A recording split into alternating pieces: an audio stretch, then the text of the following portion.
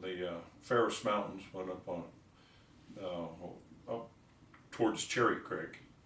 We were hunting, deer hunting. It was my father-in-law, my wife, and myself. And of course we were hunting horseback. So we had 3 horses that we had used extensively for hunting and packing. Also I'm a Shriner, and I use them in the parades, so they're pretty well bulletproof. You know, we've had people have balloons float in under them. Kids go by on skateboards, you know, in the middle of the parades, and rode them in the grand entries at the rodeo. So they're not a horse that spooks. We pack on them game animals as well as camping supplies. So it's not that they're, you know, a horse that sits around the corral all the time. That they're used. We use them moving livestock. So, but anyway, we were up in the Ferris. I'm going to say probably in the early 90s. 1990s, 89, 1990, somewhere in there. Had 2 geldings and a mare, and like I say, my father-in-law and my wife were with me. We were deer hunting, so it was sometime, I suppose, between the 1st and the 15th of October, or sometime in October. The weather was real nice, it was warm.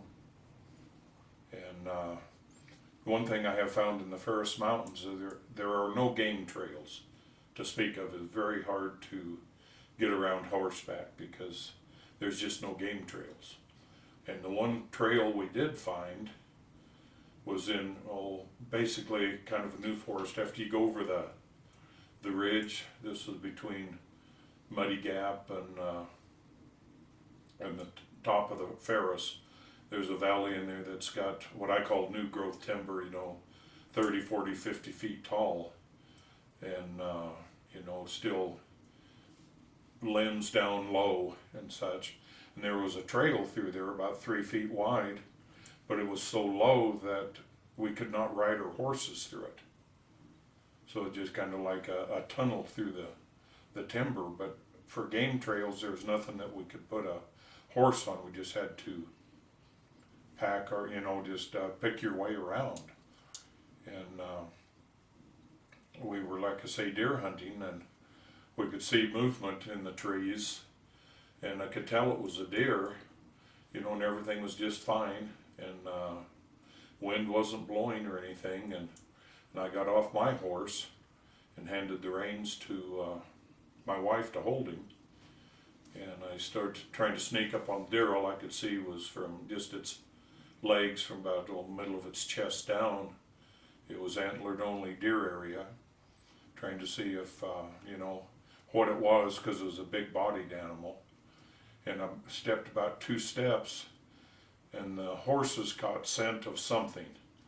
And it was all my wife and my father-in-law could do to stay in the saddles, and the horses wanted to leave. My mare took off that I was riding, because the wife had to drop the reins to stay in the saddle. But the horses wanted out of there, and like I say, we've hunted with them, packed with them, and they've never spooked at anything in the mountains, or, you know, around Buffalo up in Yellowstone or stuff like this. And we have no idea. We really couldn't smell nothing, but the horses did. Wow. And that deer, it just instantly took off, you know, and I know I did not spook it, because it basically kind of ran towards me through the timber, and so whatever it was above the deer, but it was in the timber. And like I say, it took us 15-20 minutes to get my other horse caught that I'd been riding and get everything settled down, and then we did a little more riding, but we saw nothing. But I have also tried predator hunting the Ferris in the wintertime. And there's antelope down low, close to the highway, but you get up close to the timber and up higher, there's no coyote tracks, there's no deer tracks, there's no elk tracks. Basically, there's nothing. They're gone. You know, and like I say, the coyotes even have moved out. And I've done that a couple of times with Terry Evans, you know, his wife Janice. Okay. Worked for the school district. We'd go up there. He had a mule, I had my horse, and and we rode it 3 different times, and we never could figure out why, you know, in the winter that there were no predators and there were no coyotes. This was back before the mountain lions started moving back into the country around. So that's all I can say. That's my story. I'm sticking to it. All right. And so didn't hear any sounds of anything No. unusual or Well, by the time, you know, the horses took off, everybody was hollering, trying to keep in the saddle and get their horses calmed down, and, you know, everything just blew up then. So you wouldn't have been hearing anything, you know, like if you was out hunting on foot.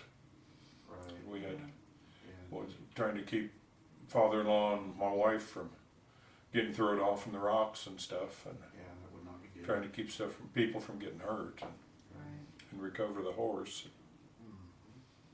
Exactly. So, what do you think it was that was? Well, I have no idea, but like I say, we've always talked about, you know, Sasquatch and stuff and there's stuff up in there.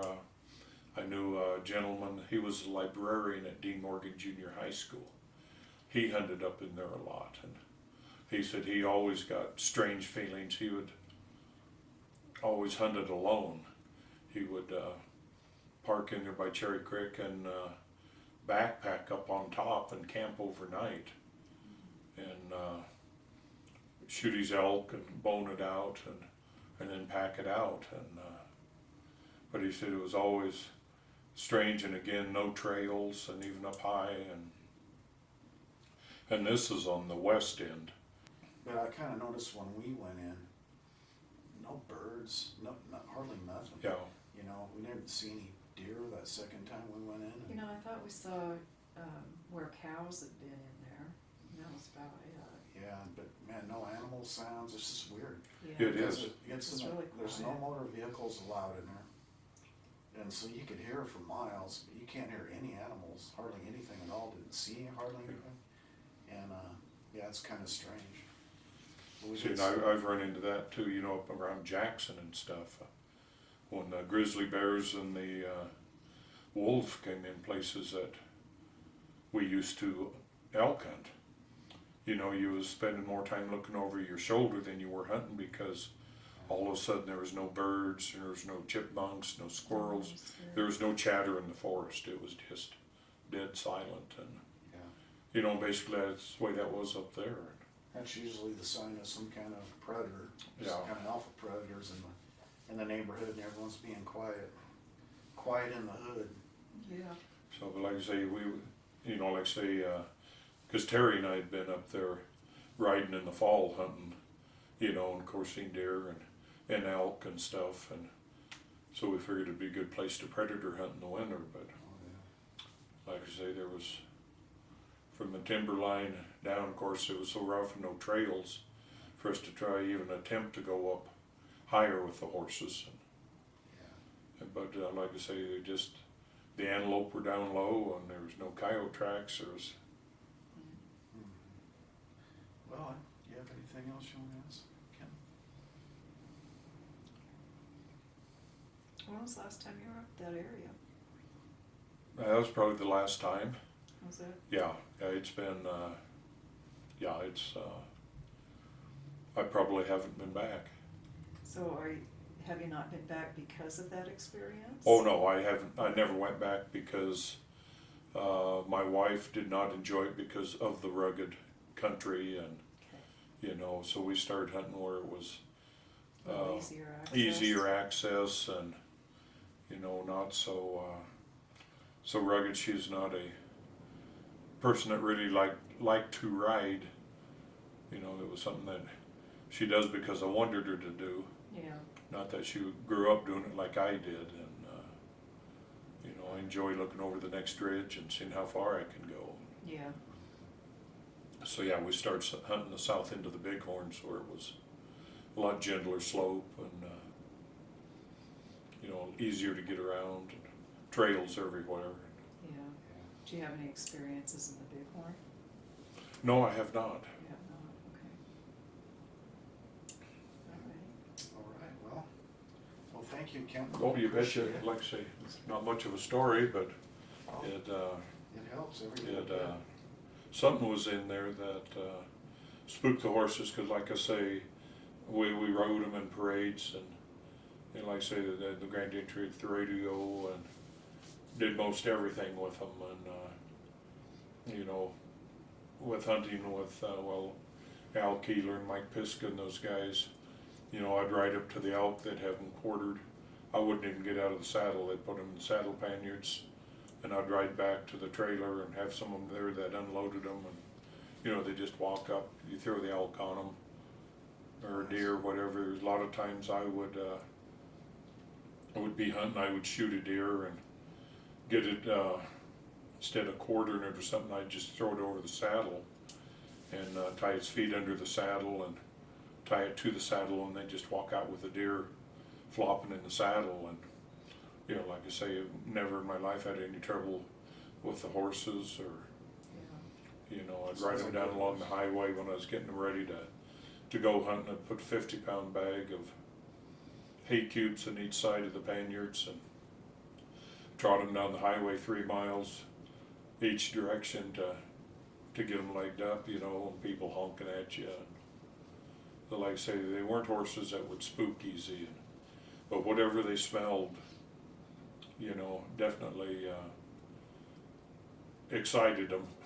You Yeah, think sounds a like mountain lion, a whiff of a mountain lion or a bear would do that to them, or? Well, that I have no idea, because, you know, never had them around, either one, but, you know, those that train dogs for hunting mountain lions usually use feral cats to, you know, so the dogs can get the scent, and so they basically smell the same. And of course we had cats around our barn and stuff, so, you know, it was, cat smell was something they were used to.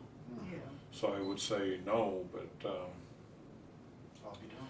and I don't know if anybody, you know, I'm sure there's bears in there, because I'm sure there are over in the greens just across the highway. Yeah. But like I say, we never saw nothing, we never heard nothing, but they got a whiff of something that they didn't want to stick around for. Right. Okay, well, sure appreciate it, Ken. Yep, yep. It's great.